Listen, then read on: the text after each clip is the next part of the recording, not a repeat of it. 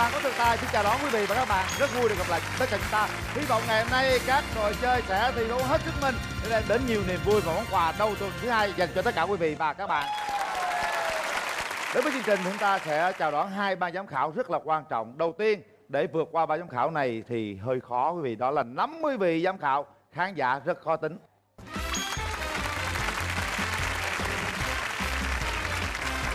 Vượt qua ban giám khảo này rồi chúng ta sẽ gặp ban giám khảo chuyên môn lại càng khó hơn nữa. Đó là đạo diễn Lê Hoàng, ca sĩ Phương Thanh, danh hài Minh Nhí, bà mối Cát Tường. Còn một giám khảo khách mời nữa, có lẽ quý vị sẽ biết khi mà giám khảo ấy xuất hiện tại sân khấu này. Một tràng pháo tay chào đón giám khảo thứ 5.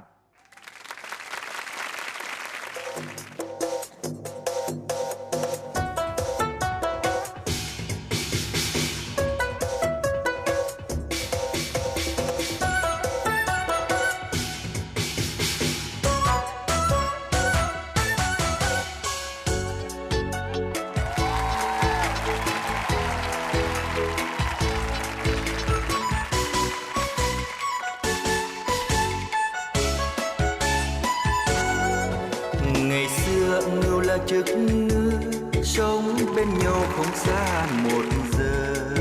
Ngày xưa ngưu lang chức ngữ sống yêu thương khó tả khó ngờ.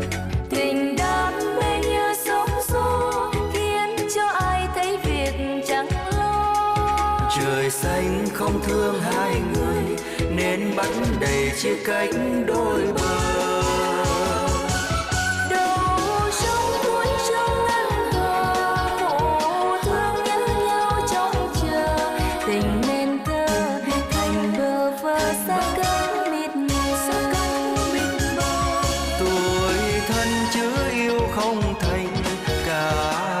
Khóc than xin tình mà tại sao niềm khổ đau không thấu trời xanh. Ngày nay đôi ta đắm đuối sống bên nhau yêu thương vơi vợi. Dù cho say mê sớm tối vẫn khuyên nhau gánh trọn kiếp người. Tình ta cao như thác núi cũng bao la khác nào biển khơi. Mà sao hôm nay ông trời chia rẽ mình xa cách muôn đời. Mà sao hôm nay ông trời chia rẽ mình xa cách muôn đời.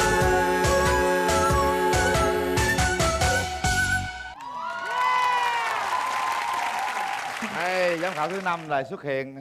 Hôm nay thì Việt Trinh gọi là khác hẳn như ngày trước. Nói chung là Việt Trinh làm theo lời chỉ dạy của chị Chanh, là làm nghệ sĩ là chúng ta phải luôn thay đổi. Mà thay đổi sao cho nó lạ, nó dễ thương thì khán giả mới thích, đúng không ạ? Bà xã tôi đó. Ông xã em về với ông xã thế nào? Cái gì Ngưu Lang Minh Nhí, chức nữ Việt Trinh. Chúng ta sẽ bắt đầu ngày hôm nay với những tiết mục hết sức là tuyệt vời thưa quý vị. Hy vọng nó sẽ là một cái tinh thần lạc quan để ngày đầu tuần chúng ta sẽ cười nhiều hơn, chúng ta sẽ nhiều năng lượng hơn để có sức khỏe thành công cả một tuần quý vị nhé. Chúng ta bắt đầu với tiết mục đầu tiên của Bạn Có Thực Tài.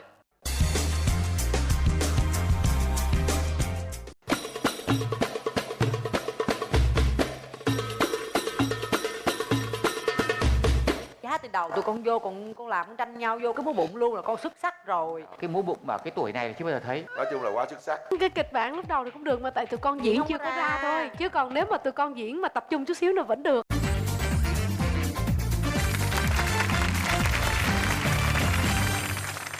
Nhóm Kèo Vậy chúng con xin kính chào ban giám khảo và quý vị khán giả. Dạ, chúng con chào chú Huyền Linh. Chào các con. Đây là những bé 10 tuổi, 11 tuổi quý vị. Biểu diễn dẻo như là kèo dẻo luôn vậy đó ha. Các con có 3 phút. 3 phút, bắt đầu. Bạn có thực tài.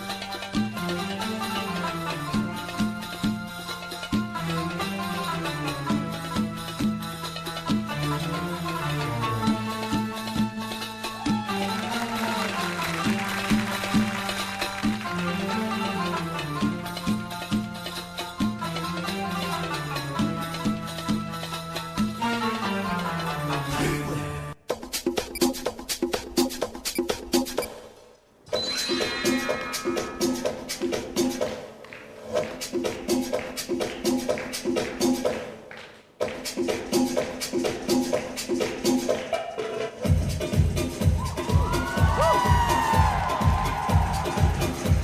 mông đẹp dễ hả?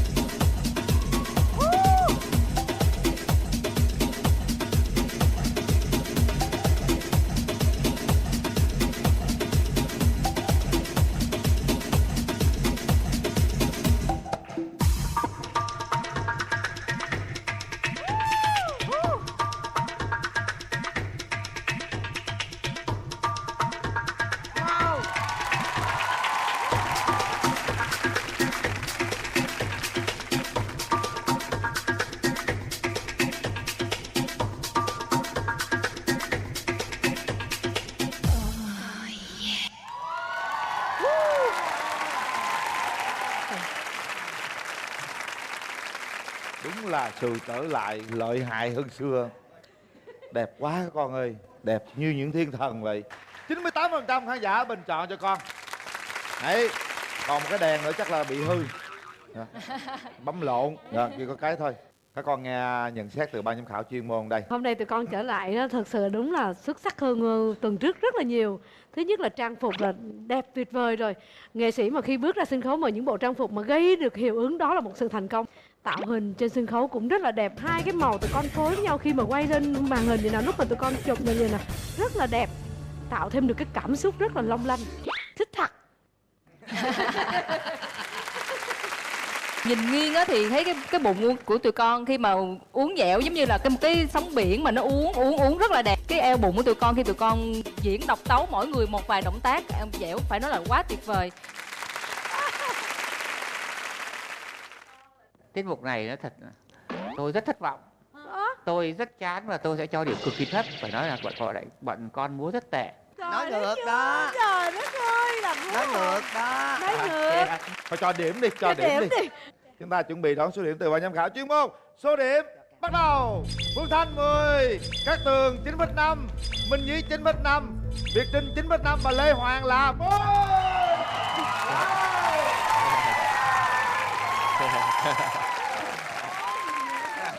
Lê Hoàng làm em bé khóc rồi đó. Ơi. Con sao thấy sao con? Dạ con cảm thấy rất vui. Nhưng mà vui rồi khóc. Vui không? Vui rồi khóc. Vui trào nước mắt. Dạ con thấy 1 điểm 10 con rất vui rồi. Thấy điểm 10 vui đúng không? Đúng rồi, mình đi học mà có điểm 10 vui lắm ha. Nghiệp con gái này nha. Chú Lê Hoàng lâu lắm chú cho điểm 10 mà cho điểm 10 ai cũng khóc hết trơn. Cảm ơn chú Lê Hoàng nha. Cảm ơn các con. Nhóm kèo dẻo tổng số điểm là 50,5. Dễ thương quá. Các cháu như những thiên thần bé nhỏ vậy. Cảm ơn điểm 10 của Lê Hoàng, làm tôi cũng phấn khích hơn nữa. Lâu lâu Lê Hoàng cho điểm 10 không chỉ thí sinh vui đâu, mà tất cả mọi người đều vui, khán giả coi cũng vui nữa.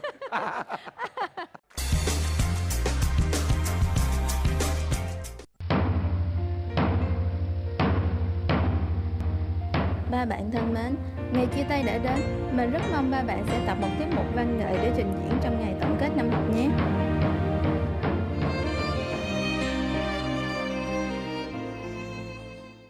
Bạn có thích tay.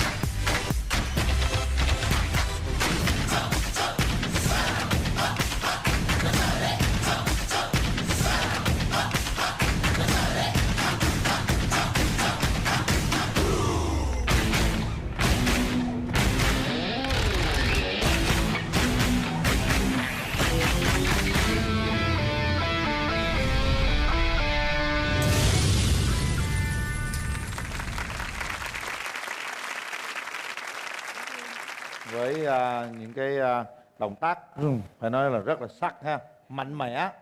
Bây giờ chúng ta sẽ nghe lời nhận xét từ ban giám khảo. Trước tiên là cô khen tụi con á, là nhóm nhảy tụi con đó là màu sắc.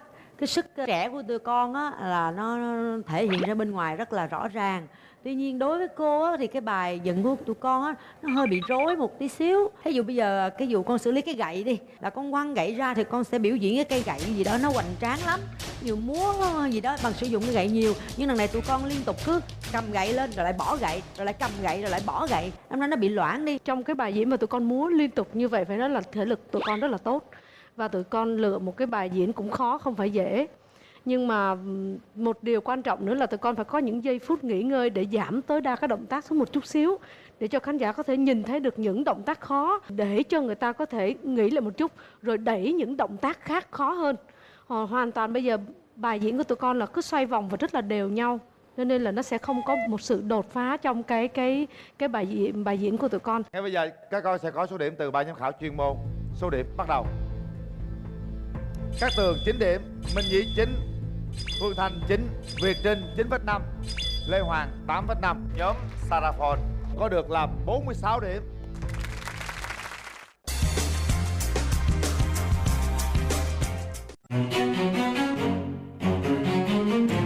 Quê tôi ở Kiên Giang, Rạch Giá. Cách đây cũng 8 năm thì cũng gặp ba Bảo. Sanh được với Bảo được đúng 1 tuổi thì ba Bảo mất. Mắt của tôi một bên này là mù rồi nè, cách đây 10 năm. Còn bên này là cũng cận thị 20 độ. Thành ra cũng không có chăm chút được nhiều với công việc đồ này nọ. Thì bé Bảo nó cũng ngoan lắm, nhờ gì nó cũng phụ mẹ. Thấy cái bạn có thực tài á thì nghe người ta nói mẹ ơi cho con đi thi đi để con kiếm tiền mua nhà cho mẹ ở. Chứ bạn có thực tài á, nếu mà thi được dù gala mà đậu là con có tới 100 triệu luôn. 100 triệu là con có thể mua cái nhà nhỏ nhỏ, cái hai mẹ con mình ở được rồi.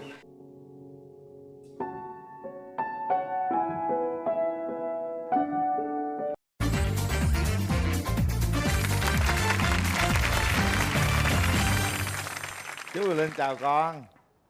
Ở nhà giặt đồ luôn hả? Dạ. Con giặt đồ phụ mẹ nè, làm gì nữa? Con ở lau nhà nữa. Hết rồi. Hết luôn rồi hả? Rồi bây giờ nay con thi cái gì nè? Dạ. Môn xiết. Xiết? 5 tuổi mà xiết hả? Giỏi vậy ta? Rồi bây giờ con sẵn sàng chưa? Chú Quyền Linh ơi, hồi nó đem binh khí giùm con nha. Mua kem cho con hả? Không, đem binh khí. Rồi chú Linh đem giùm cho. Dạ. Giờ con sai gì chú Linh làm đó hết à? Dạ. Hả? Dạ. Chú Linh là trên Ocean trên sân khấu mà. Không có lo. Con sẵn sàng chưa? Dạ sẵn sàng. 3 phút dành cho con, bắt đầu. Bạn có thật sai. Bạn ơi, nhìn xem, chúng ta đã có một người bạn là Nacha. Bạn ơi, thiếu niên anh hùng đây, chúng ta đã có một người bạn là Nacha.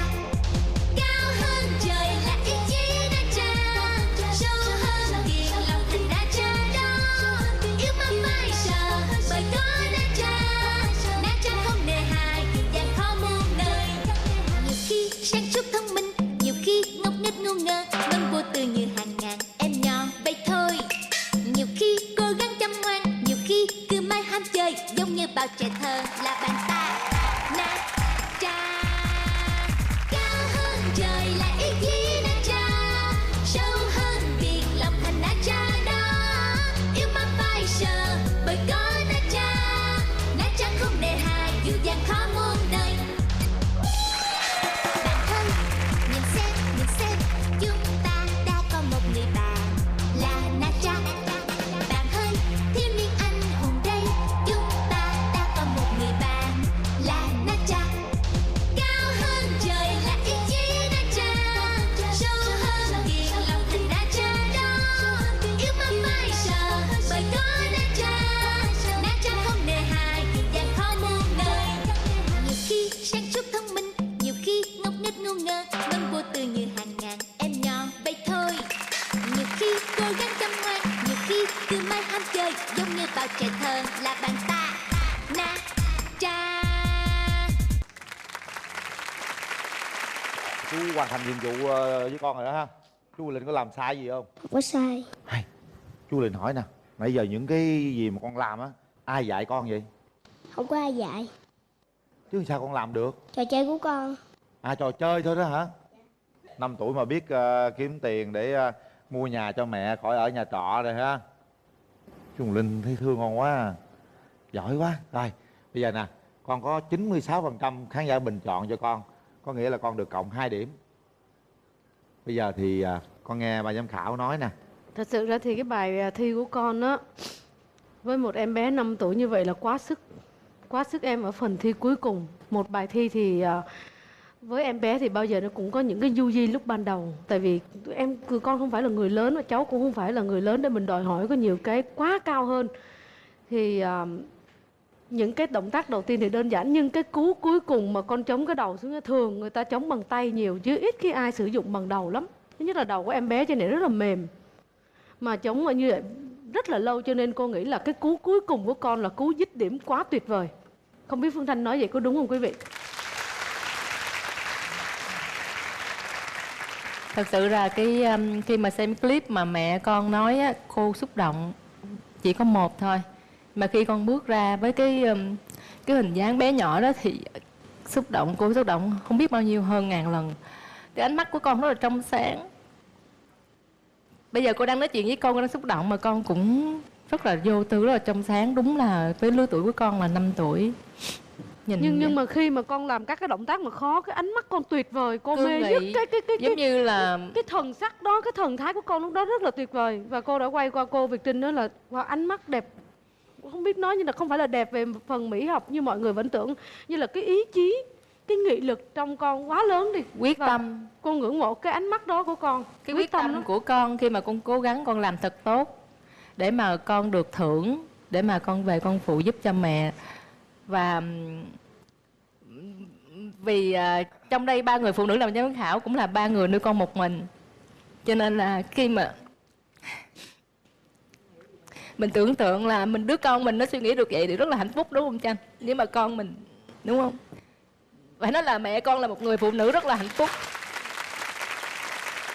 Mặc dù là không có 3 con bên cạnh để phụ, nhưng mà cô nghĩ đó là một người mẹ hạnh phúc khi có một đứa con còn nhỏ mà biết suy nghĩ như vậy. Tất nhiên là nhưng con phải cố gắng học. Đây là tạm thời để mà con đến với cuộc thi, con mở mang trong cái thế giới trẻ thơ của con nhiều hơn. Con trải nghiệm va chạm, nhưng theo cô nghĩ con cần phải học thêm rất nhiều. Chính cái học giỏi của con để sau này con thành tài, con mới giúp được cho mẹ nhiều hơn, mới là trả hiếu cho mẹ được nhiều hơn. Các cô chú rất là thương con, hiểu được cái hoàn cảnh của gia đình con ha. Thật sự cô nghĩ là con cũng rất khó để vượt qua những thí sinh khác. Nếu như trong cái team ngày hôm nay mọi người thi tốt, nếu như con không đậu thì con cũng đừng có buồn, và mẹ cũng đừng buồn. Lý do là trong một cuộc thi thì có sự công bằng. Nhưng riêng bản thân cô Việt Trinh thì hôm nay cô Việt Trinh sẽ ủng hộ 5 triệu cho mẹ con, cho con. Đó là riêng của cô Việt Trinh. Bây giờ thế này nè, cái cô Việt Trinh nói đúng á, con cũng khó vượt qua nhiều cái nhân tài trong ngày hôm nay lắm. Tại tuổi con còn quá nhỏ và chưa được rèn luyện kỹ. Coi như giải thưởng 10 triệu đồng để ban giám khảo với tụi chú lo. Được không? Nha, thì mặt tinh thần. Còn điểm thì cái nào ra cái đó. Đúng rồi. Ban giám khảo đồng ý không ạ? Dạ đúng. Rồi, vui vẻ lên. Đây là con có chắc chắn có 10 triệu rồi đó. Giải nhất. Nghe cho nó vui con. Đi, giải nhất là 10 triệu đồng. Chúng ta sẽ có số điểm từ ban giám khảo chuyên môn. Tổng số điểm của Nguyễn Lê Quốc Bảo 5 tuổi là 45,5. Bây giờ xin mời quý vị đến với tiết mục thứ 3 của chương trình Bạn Có Thực Tài. Tôi tên Nguyễn Văn Cư, tôi cũng có cái máu đam mê. Thì tôi cũng có luyện hồi nhỏ, thấy chương trình Bạn Có Thực Tài mới ra, thấy tôi cũng đam mê quá. Thì tôi tập luyện lại, tôi đăng ký đi thi.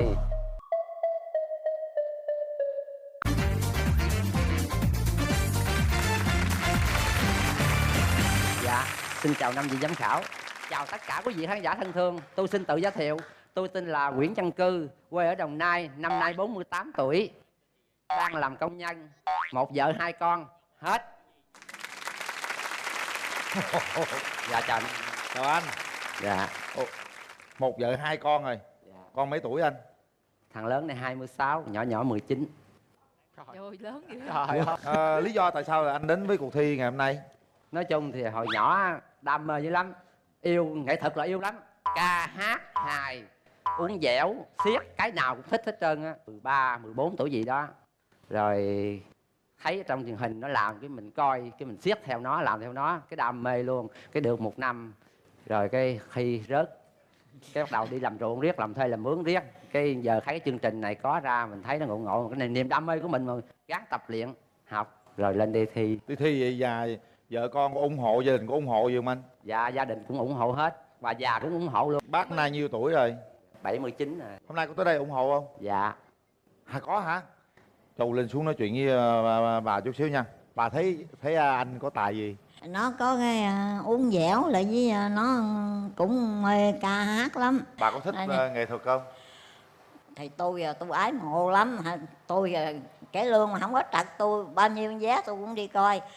Giờ ở đây mà tuốt ở bên sông bên kia tôi cũng lội lặn qua tôi cũng kể coi. Một số tên nghệ sĩ coi.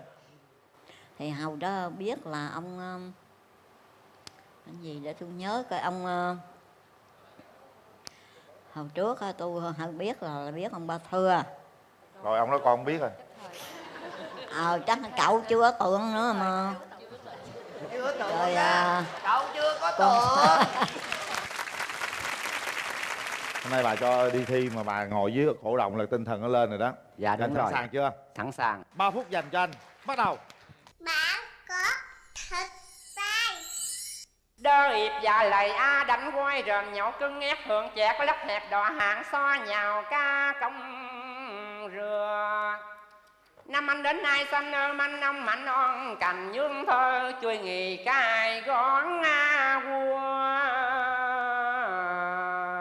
mê. Điệp ơi vậy là anh đã quên rồi câu ước hẹn, chắc có lẽ họ đẹp họ sang nhà cao cửa rồng. Nên anh đắm anh sai anh mơ anh mộng anh còn nhớ thương chi người con gái quê mùa. Em quần ông thở như đỡ trời, oan công em thương nhớ đời chờ. Cô đò còn cào còn sầm rơi với đền, con đò cũ còn cắm xào trên bến đời. Như ngừng đôi thì cớ bao giờ trái lỡ sông sơn. Nhưng người đi rồi có bao giờ trở lại bến sông xưa.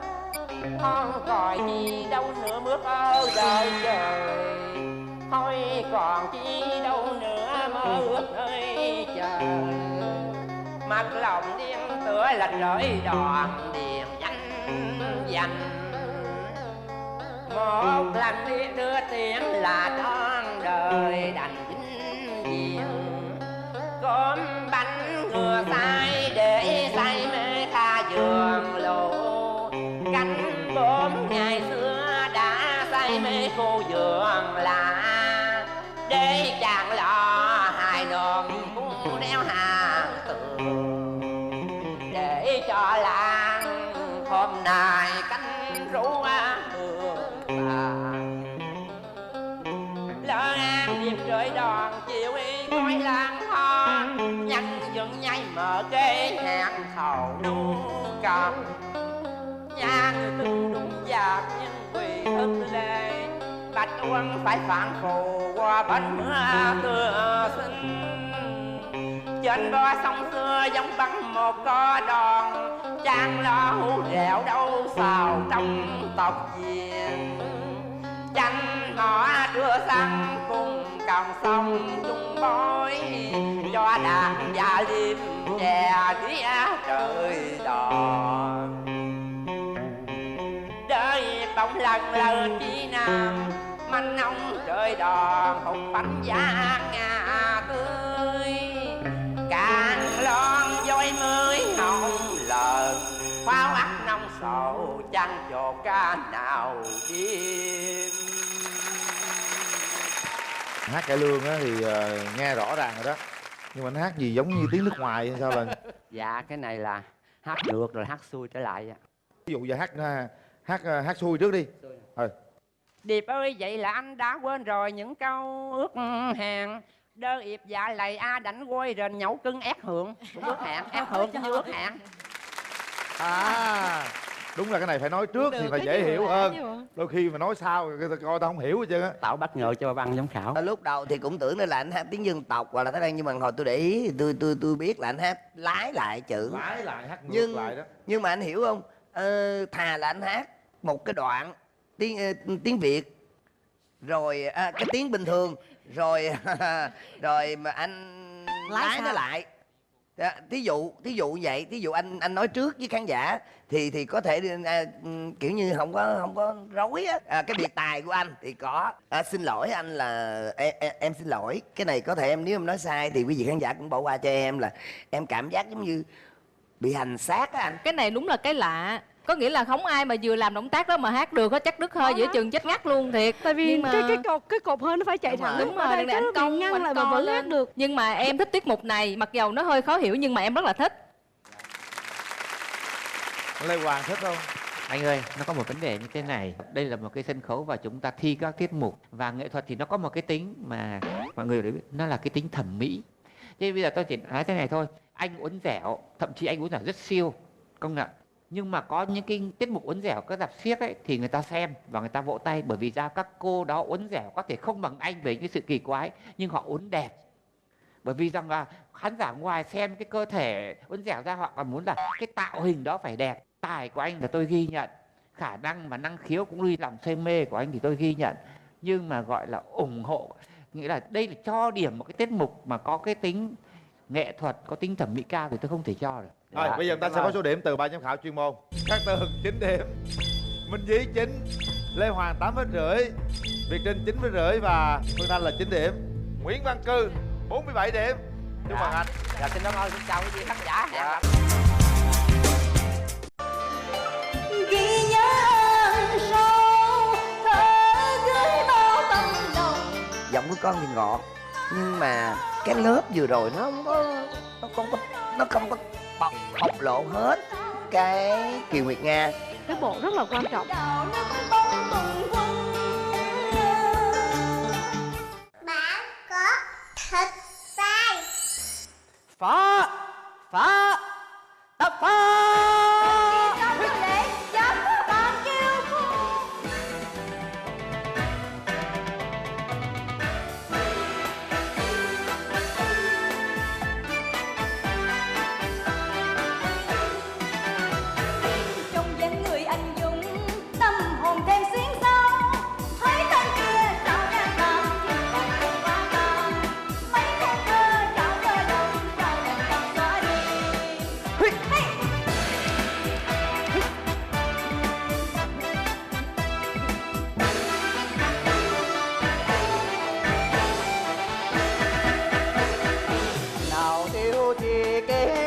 Tình duyên sao gái kia người lại nức cười, viết yêu phụ tròn chồng bằng lời, nực cười ai nữa nghịch đời ô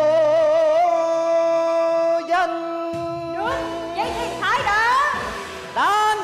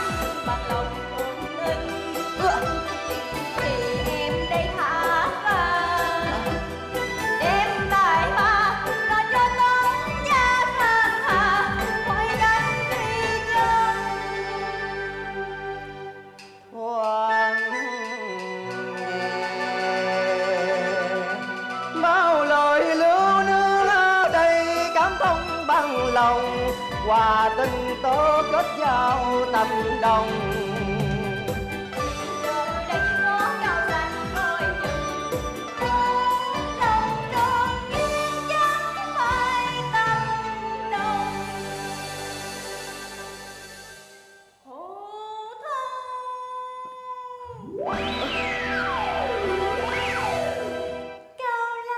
Lưu Nương.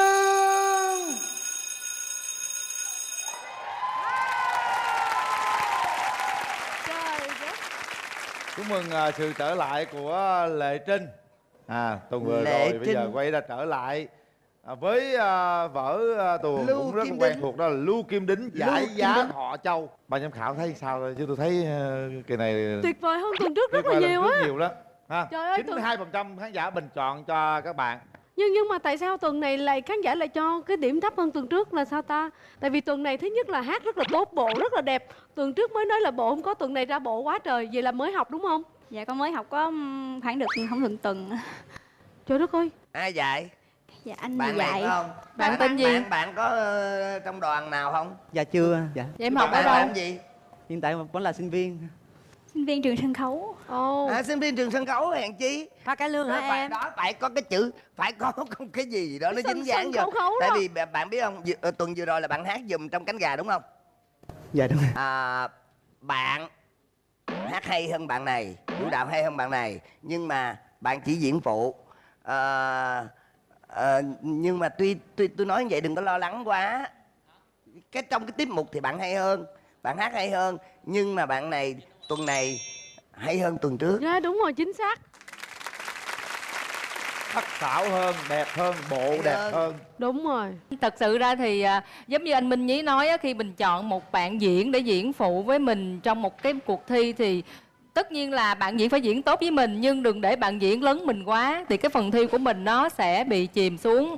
Cô đã từng xem những nghệ sĩ cải lương đi trước rồi, và ngay cả cô đã xem Tú Sương diễn những cái đi bộ này thì cái mặt con nó quá dịu dàng đi, cho nên khi con đi những cái bộ này mặc dù cái bộ con đẹp nhưng mà cái gương mặt của con nó hiền quá. Con giống như là cô Việt Trinh nói á con, nếu mà con vô vòng trong nữa đó mà con diễn vậy đó, cái cô dạy cho con vài cái, con liếc mắt vài cái nó giữ liền à con yên tâm. Nhưng mà cho bây giờ nè, người ta thi 2 người hay thi 1 người? Nói chung là chấm một chung tiết mục 2 người. Đúng là Lệ Trinh, tôi cứ nói Lệ Trinh thôi ạ, hơn lần trước. Nhưng mà nói thật nhá, trong cái vai này á, cái vai nữ này cái giọng nó phải hùng tráng hơn. Cái giọng này còn non mà. Sao các vị lại là cái tôi chỉ nói nhân vật thôi. Nhân vật này phải có sự hùng tráng. Mà ở đây mới chỉ tôi thấy mấy cái giọng gọi là trong sáng và non. Không, em cũng xin đính chánh với anh luôn, anh đừng có đổ lên đầu em. Là em không có khen. Em khẳng định là em không có khen, em chỉ khen cái bạn nam. Chính vì bạn nam diễn quá hay cho nên giặt bạn nữ. Và Việt Trinh có công nhận điều đó không? Dạ đúng. Chí, em với Việt Trinh cứ thắc mắc là hai cái bạn này rất là đẹp đôi, ở ngoài có yêu nhau không? Không phải kệ, chuyện đó chuyện riêng ta, đừng có nói. Đó là chuyện riêng của Để còn nhiều người, Chuyện chung đi. còn nhiều người đeo đuổi nữa. Số điểm dành cho tiết mục ngày hôm nay bắt đầu. Cát Tường 9,5, Minh Nhí 9,5, Việt Trinh 9,5, Lê Hoàng 8,5 và Phương Thanh là đưa lên đi. Trời ơi, chúc mừng các bạn. Tổng số điểm của hai bạn là 49 điểm.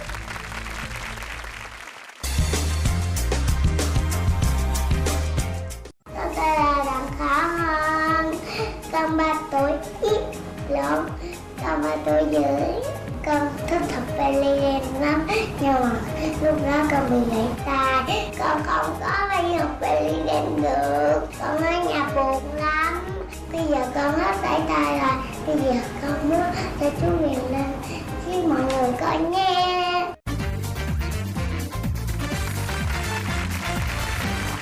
Con tên là gì?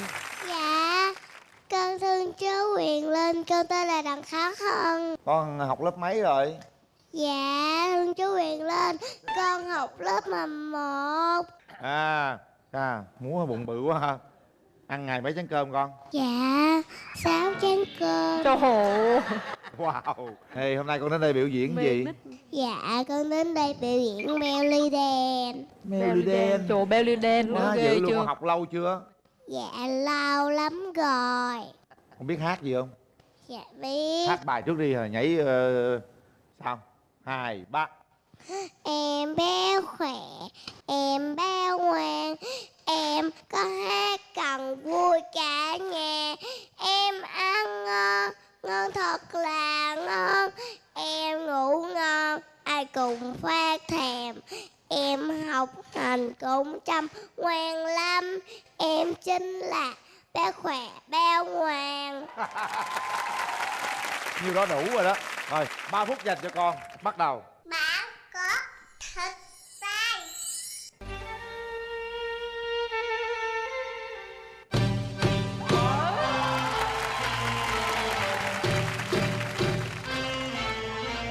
Đó, sao vậy trời?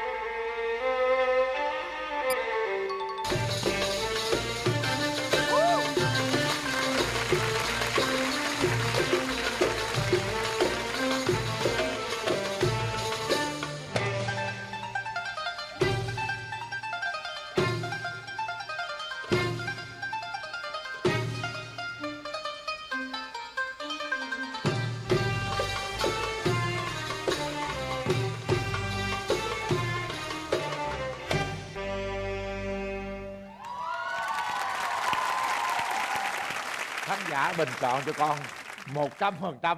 Con có 3 điểm cộng là chú lên thấy đầu rồi. Chúc mừng con. Bây giờ con nghe các cô chú nói chút xíu nha. Mời chú Lê Hoàng. Rồi. Cát Tường từ nãy giờ cái gì chứ múa bụng Cát Tường siêu lắm. Con biết dạy cô Cát Tường múa bụng nữa. Con biết dạy cô Cát Tường. Con dạy cho ông Lê Hoàng kìa con. Ông đâu ông? Già thấy mộn chịu ông nữa. Sùng Chú máu. con dễ thương quá. Nhưng mà con nói thiệt là bây giờ cũng không biết khó sao nói với cô con. Có nghĩa là sao biết không, dàn dựng cho con á, đầu ra là con mới vừa bắt đầu nhạc lên một cái là con đã hớp hồn ban giám khảo ở đây liền. Có nghĩa là con dữ dội ngay phút đầu liền. Tuy nhiên cái đoạn cuối là con lại bị thiếu cái đột phá cái đoạn cuối. Nói chung là cô chỉ góp ý với cô của con vậy thôi. Chứ còn riêng con mà 3 tuổi mà như vậy, cô nói thiệt là cô bái phục con luôn. Mà với tuổi này đúng là bái phục thiệt. Bởi vì với tuổi nhỏ này mà dạy được thế này thì phải nói kỳ công dữ lắm. Bây giờ con sẽ có số điểm từ các cô các chú nha. Dạ. Nếu mà các cô chú cho điểm con thấp, con thấy sao? Con không chịu. Số điểm ban giám khảo bắt đầu.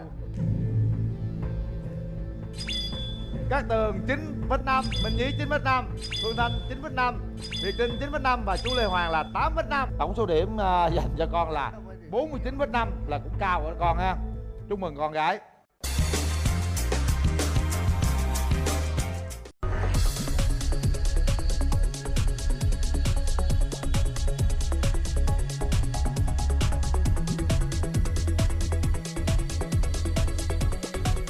Chúng tôi làm online. Xin chào. Bạn có thịt tay.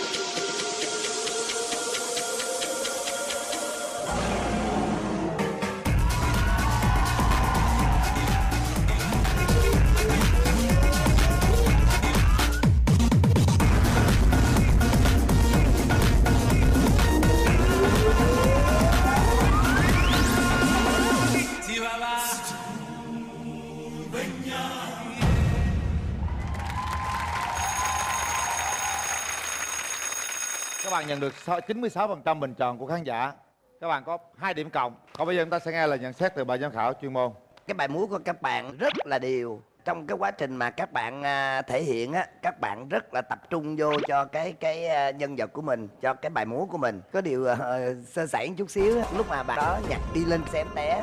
Tuy nhiên là tôi chờ vài động tác nó khó. Các bạn nhảy rất là cái sức á, cái bài này tốn sức rất là nhiều, nhảy những động tác rất là mạnh. Thấy rõ ràng nhảy xong nãy giờ mấy bạn thở hổn hển luôn, có nghĩa là các bạn dùng lực ngay từ đầu luôn. Cho nên và cái độ khó là nó khó đều chứ nó không có khó những cái khó mà khó đột biến. Đó, và ở đây là đang chờ những cái gì nó đột biến hơn.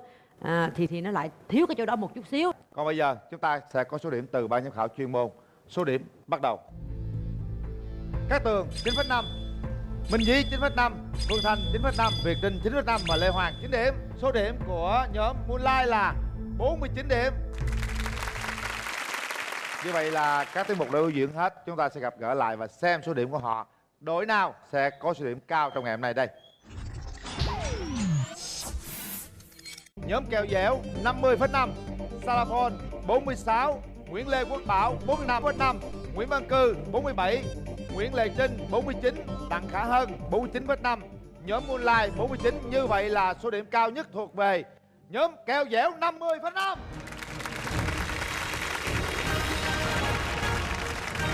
Hôm nay các con đã thắng trong tuần thôi. Các con sẽ thi đấu với đội vô địch tuần trước. Đó là Minh Khang 12 tuổi, các con 10, 11 đúng không? Và bây giờ chúng tôi mời lại sân khấu vô địch tuần trước, Trần Minh Khang. Funkin' Power.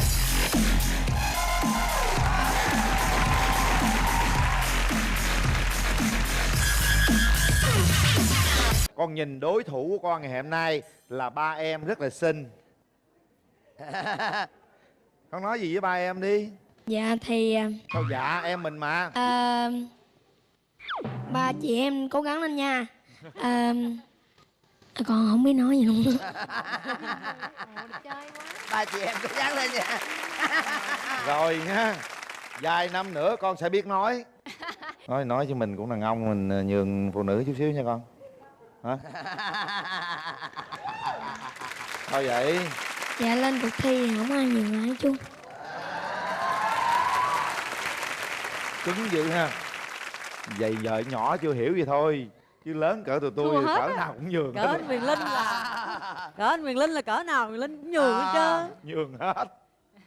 Thôi bây giờ cuộc thi chúng ta phải thể hiện hết cái tinh thần của chúng ta, hết cái khả năng.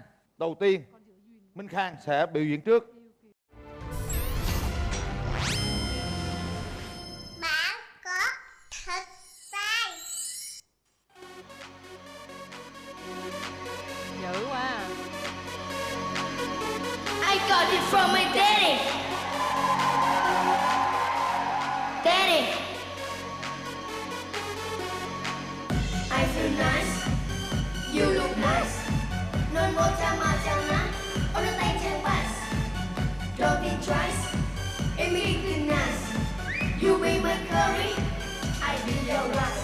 My name is Miss White. Hãy cùng mãi lòng bắt trên xa. Nói ăn đã nuốt nằm chặt. Ba chú cho em ở chi công phát. Ông bà đã lên đàn. Gặp một cha mà ông nhìn ra. Nói ăn đã nuốt nằm chặt. Chỉ làm đúng vấn đà. Hold up, wait a minute. Chỉ cần bớt rồi. Sự sự kiri. But me and power. Turn up louder. Put your arm around I'm glad I know. I like me now. I like me now. I like me now. I like me now. Hey, where'd you get that body from? Where'd you get that body from? Where'd you get that body from? I got it from my daddy. I got it from my daddy. Hey, where'd you get that body from? I got it from my daddy. I got it from my daddy. I got it. Hey, where'd you get that body from? I got it from my daddy.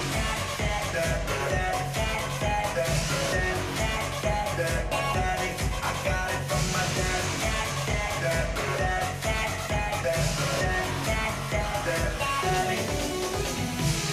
I feel nice.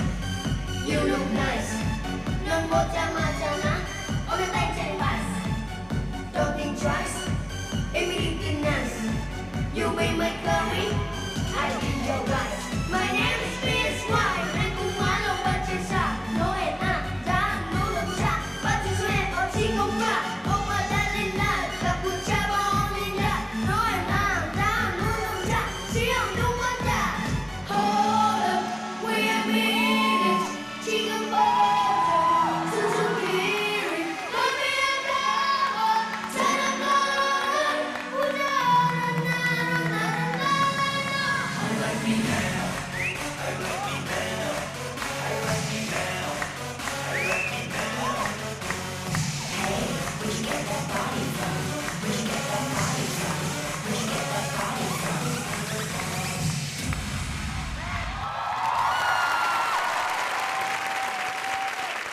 quá. Ôi.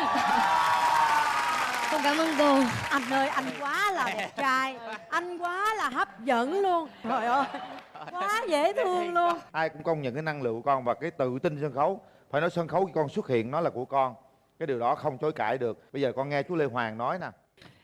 Tôi sẽ nói điều này có thể là nhiều người không ưa, nói thật đấy. Thì đó giờ anh đâu nói gì mà người ta ưa đâu. Con là một người rất là tài năng, cái điều đó không có gì phải nghi ngờ. Tuy nhiên tại sao người ta thấy con tài năng? Tại vì người ta thấy con làm những cái điều mà ở cái tuổi con thì đã là, nghĩa là sao? Người ta thấy con làm giống những cái người lớn thành đạt. Đó, cái đó là cái tốt và cái đó là cái nguy hiểm. Tuy nhiên một số chuyên gia giáo dục nói rằng con cần phải biểu diễn những cái gì đó mà ở cái tuổi con, không bắt chước ai, tự con nghĩ ra, cái đấy mới là đỉnh cao. Còn con bắt chước như thế này đấy thì con sẽ nguy hiểm là con bắt chước rất giỏi nhưng mà đến một lúc nào đó thì con cụt. Và khi hồi nhỏ ra con bắt chước giỏi thì người ta khen, đến khi lớn con bắt chước giỏi người ta không khen. Nói thế thì hơi bị khắt khe đúng không? Người ta sẽ nói rằng hồi lớn thì em nó sẽ khác. Nhưng mà đó là cái điều mà chú nói nó hơi xa một chút. Nhưng mà ngay từ bây giờ con nên múa hay hát thì đấy, con đừng có xem nữa. Mình là mình phải làm ra một cái gì đó mới được. Rất dễ đi vào con đường đấy. Chú Lê Hoàng nói đúng với con. Con giỏi là bây giờ con đang có năng khiếu. Bây giờ mình nhắm mắt lại, mình quên hết những cái thứ mà mình đã học và mình bắt chước hết đi. Mình sẽ tự chính mình sẽ là Minh Khang ha, chứ mình không phải là ai cả. Chú tin rằng con sẽ làm được điều đó, bởi vì bản năng con rất là tuyệt vời. Bây giờ con sẽ đứng bên đây để xem các em biểu diễn. Rồi, mời con. Chúng ta sẽ đến với nhóm Keo Dẻo. Bạn có thật sai.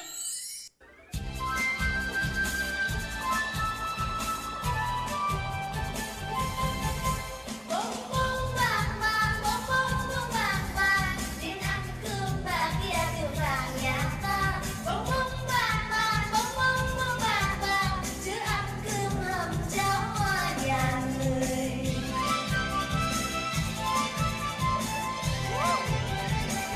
Ha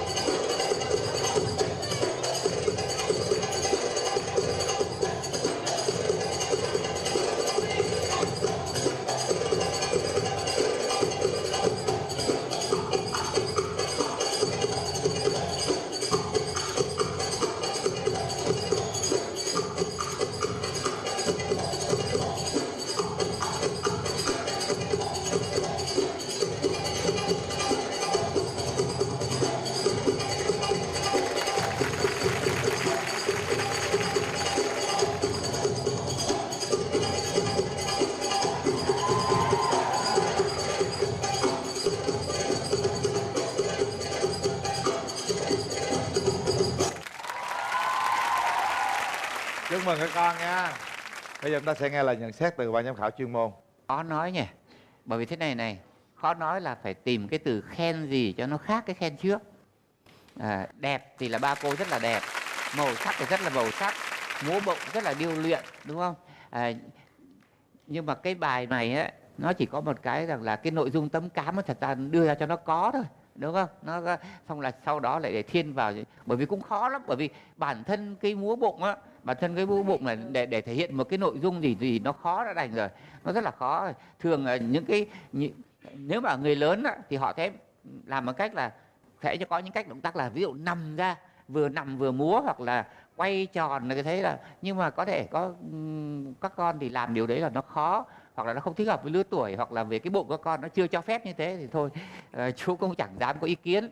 Nhưng mà nếu mà nói về bụng thì rất là ok, nói về cái bài múa thì nó hơi đơn giản một chút.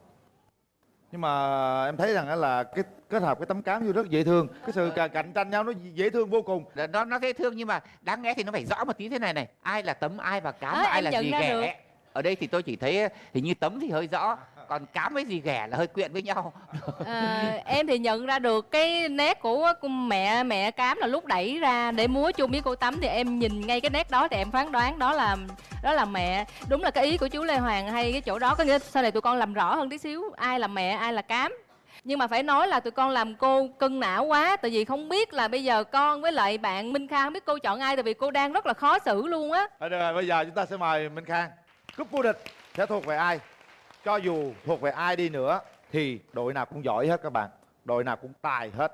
Điều gì đến sẽ đến, và bây giờ số điểm dành cho bé Minh Khang bắt đầu. Đi trên 10, Phương Thanh 9,5, Minh Nhí 10, Cát Tường 10, Lê Hoàng 8,5. Đã có một sự chênh lệch không hề nhỏ, 9,5 và 8,5. Như vậy tổng số điểm dành cho Minh Khang là 48 điểm. Điểm của đội kèo dẻo. Bắt đầu. Phương Thanh 9, Minh Nhí 9, Việt Trinh 9,5, Cát Tường 9, Lê Hoàng 9,5. Tổng số điểm của kèo dẻo là 46 điểm. Chú hồi hộp quá, không có đây vậy con. Hôm nay trong mắt khán giả, trong mắt của chú là các con rất là tuyệt vời. Cảm ơn các con đã đến đây, và đừng buồn một chút xíu, cả con sẽ có 5 triệu đồng tiền thưởng. Chúc mừng nhóm kèo dẻo, và cúp ban có thực tài tiếp tục thuộc về Minh Khang.